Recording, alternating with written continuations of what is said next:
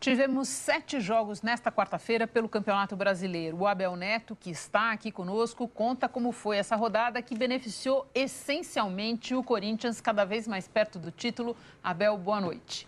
Boa noite, Renata. Boa noite a todos. É verdade. O Corinthians cada vez mais perto do título. Inclusive, a gente tem uma arte para mostrar um pouco disso, né? Antes do início desses jogos da noite, do início da rodada, a diferença do Corinthians para o segundo colocado, que era o Santos, era de 8 pontos. Era de 6 pontos, na verdade. Mas o Santos perdeu, o Palmeiras também e, além do Corinthians que venceu, só o Grêmio venceu. Então, essa diferença do líder para o vice-líder agora é de 8. Passou de 6 para 8, ou seja, uma rodada excelente para o Corinthians. Daqui a pouco a gente vai ver como foram os jogos desses 4 primeiros colocados. Antes, vamos ver as outras 3 partidas da noite no Brasileirão, começando com Flamengo e Cruzeiro lá na Ilha do Urubu, no Rio de Janeiro. E o rubro-negro carioca fez 1-0 nesse chute de canhota do Everton. 1-0. E já lá no final do segundo tempo, Vinícius Júnior de bico, estilo Romário. Um lindo gol do garoto da base do Flamengo, 2-0 para o Flamengo contra o Cruzeiro. Sport e Botafogo jogaram na Ilha do Retiro, no Recife. E olha o Magrão, goleiro Magrão. Não faz isso, Magrão, com a torcida do Sport. O Magrão, excelente goleiro, ídolo da torcida do Sport, mas hoje foi muito mal. E o Bruno Silva aproveitou para fazer 1-0 ali, aproveitou a falha do goleirão do Sport. O segundo foi do Marcos Vinícius, um belo gol. E o Sport ainda diminuiu com o André. 2-1, vitória do Botafogo. Sport na zona do rebaixamento, hein? Quem também está na zona do rebaixamento é o Avaí, que jogou em casa e saiu na frente com esse belo gol de falta do Marquinhos. Mas o Bahia, olha só, cobrança de falta do Juninho. A bola bateu nas 2 traves, o Edgar Júnior aproveitou para empatar. E o segundo gol, o gol da vitória do tricolor baiano, também foi do Edgar Júnior. 2-1 de virada sobre o Avaí, que continua na zona do rebaixamento. Agora sim, a gente vai ver como foram as partidas dos 4 primeiros colocados para entender essa alegria e esse otimismo da torcida do Corinthians. O Palmeiras, que ainda sonhava em se aproximar do Corinthians, enfrentou o Sport lá em Salvador. O Sport não, o Vitória. O Vitória, que luta contra o rebaixamento, fez 1-0 com o Iago.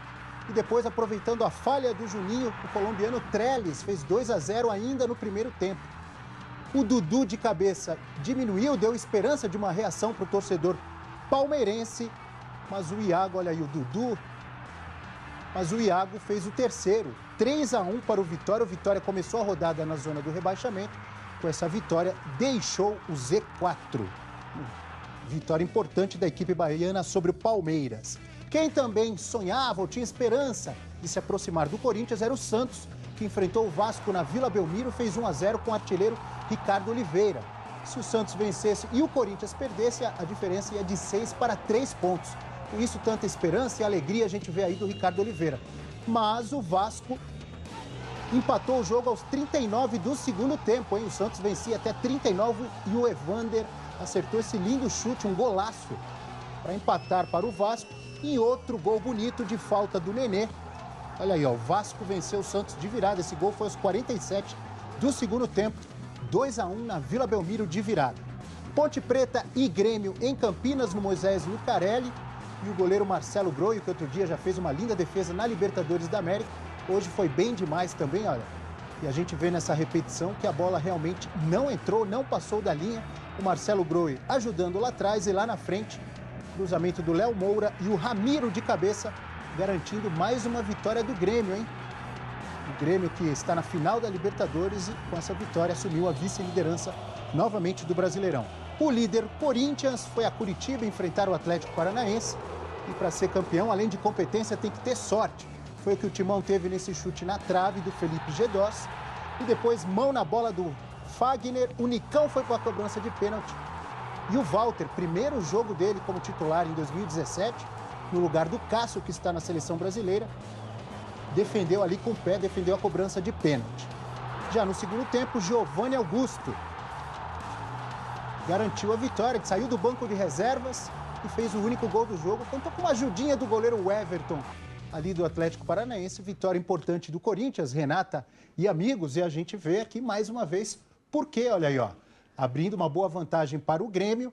E esses 7 primeiros colocados, se terminasse o campeonato hoje, estariam na Libertadores da América, né? Os 4 primeiros, além do Cruzeiro, campeão da Copa do Brasil, indo direto para a fase de grupos. Botafogo e Flamengo iriam para a pré-Libertadores. E olhando a parte de baixo da tabela, Sport, Ponte Preta, Avaí e Atlético Goianiense na zona do rebaixamento. Amanhã teremos mais 3 partidas para terminar essa 33ª rodada. No Pacaembu, São Paulo e Chapecoense, Atlético Mineiro e Atlético Goianiense em Belo Horizonte, na Arena Independência. E no Maracanã, Fluminense e Curitiba às 9 da noite para completar a 33ª rodada desse Brasileirão. Renata.